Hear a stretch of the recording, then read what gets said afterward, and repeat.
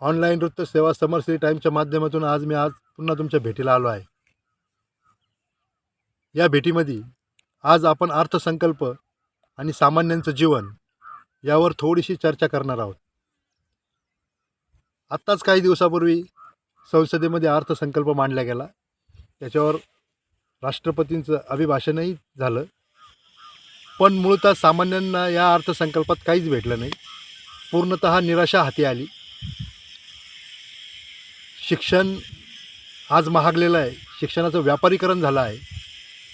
शासकीय रुग्णालयं ही भग्न अवस्थेत आहे. म्हणजे असूनही नसल्यासारखे आहे. इमारती फक्त सुसज्ज दिसता आणि छान वाटता, पण आतमध्ये सुविधा नाही.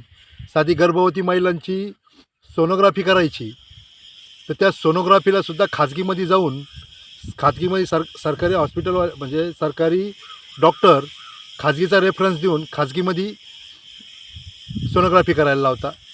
तसंच पहिले अंधार असायचा, लाईट नसायचा, म्हणून पोस्टमार्टम हे दिवसा करायचे.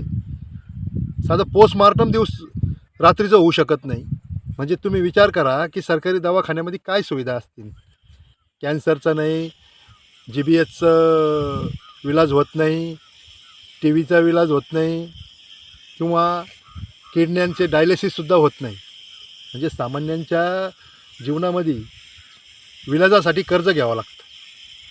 शिक्षण करायचं कर्ज घ्यावं लागतं. रोज जगण्यासाठी सुद्धा कर्ज घेऊन जगावं लागतं.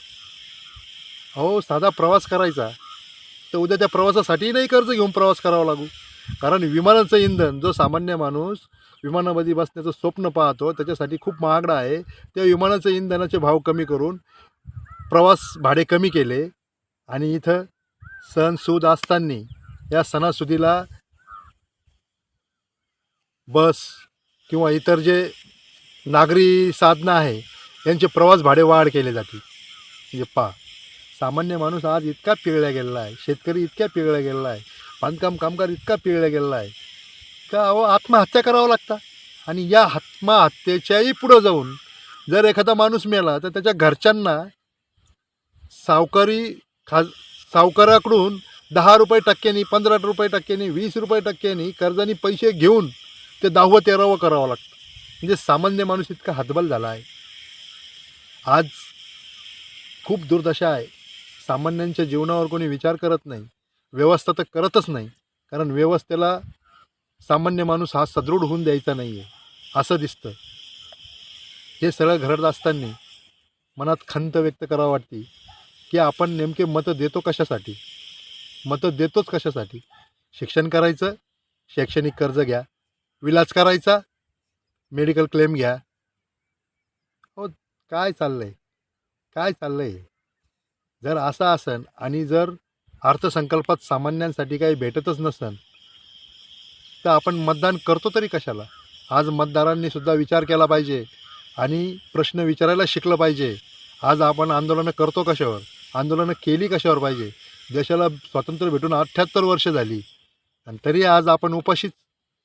सामान्य माणसाला रोजचं पोट भरायला सुद्धा नाकी नऊ येतात. कर्ज घेऊन पोट भरावं लागतं. खूप खूप दुर्दशा आहे. ह्या दुर्दशेवर बोललो तर खूप वेळ बोलता येऊ शकतं. पण आता मतदारांनी नुसतं मतदान करणं हा त्यांचा अधिकार नसून मतदान झाल्यानंतर, निवडणूक झाल्यानंतर, व्यवस्था निर्माण झाल्यानंतर त्यांना प्रश्न विचारायला शिकलं पाहिजे. जर हे प्रश्न विचारले गेले नाही तर भविष्याची पिढी ही दुर्दैवाने नाश पावेल आणि अराजकता माजेल. म्हणून मतदारांनी आता प्रश्न विचारायला शिकलं पाहिजे. आणि हे प्रश्न मतदार जेव्हा विचारायला शिकतील त्याच वेळेस भारत महासत्ता होऊ शकतो. भारत विश्वगुरू होऊ शकतो. ही काळाची गरज आहे. ही काळाची गरज ओळखून मतदारांनी आता बोलायला शिकलं पाहिजे. एवढंच बोलतो आणि थांबतो. जय हिंद, जय महाराष्ट्र.